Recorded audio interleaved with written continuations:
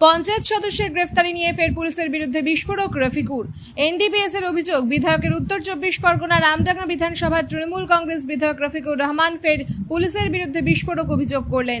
এর আগেও একাধিকবার রামডাঙ্গা থানার পুলিশের ভূমিকা নিয়ে সরব হয়েছিলেন তিনি। এবার পুলিশকে লক্ষ্য করে বোমা ছোড়ার অভিযোগে গ্রেফতার হওয়া তার ঘনিষ্ঠ পঞ্চায়েত সদস্য রাকিবুল ইসলামকে অনৈতিকভাবে গ্রেফতার করা হয়েছে এবং তার বিরুদ্ধে এনডিপিএস ধারায় মামলা দেওয়া হয়েছে বলে দাবি করেছেন বিধায়ক।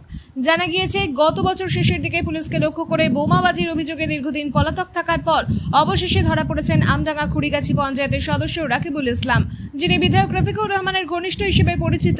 গোপন সূত্রে খবর পেয়ে কদমগাছি বাজার এলাকা থেকে পুলিশ তাকে গ্রেফতার করে। পুলিশ সূত্রে খবর, তৌয়বের সঙ্গে গন্ডগোলের পর পুলিশের হস্তক্ষেপে বাধা দিয়ে তাদের লক্ষ্য করে বোমাবাজি করার অভিযোগ রয়েছে রাকিবুলের বিরুদ্ধে। গ্রেফতারির পর অতিরিক্ত পুলিশ সুপার সহ বিশেষ দল তাকে জিজ্ঞাসাবাদ করে। ধৃত তৃণমূল নেতা রাকিবুল ইসলামকে 14 দিনের পুলিশ হেফাজতের আবেদন জানিয়ে বারাসাত আদালতে তোলা হয়।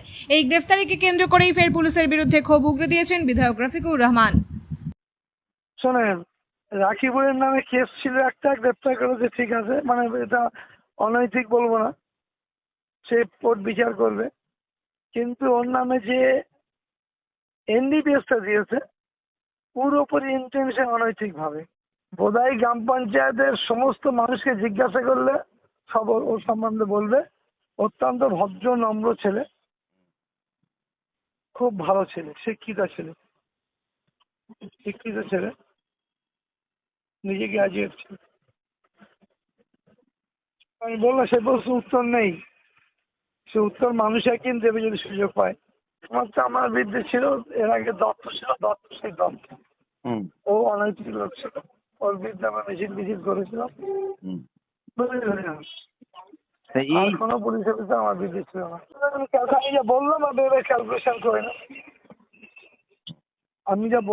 এরকম ক্যালকুলেশন করে না। পুলিশের বিরুদ্ধে ক্ষোভ নেই, ক্ষোভ আমার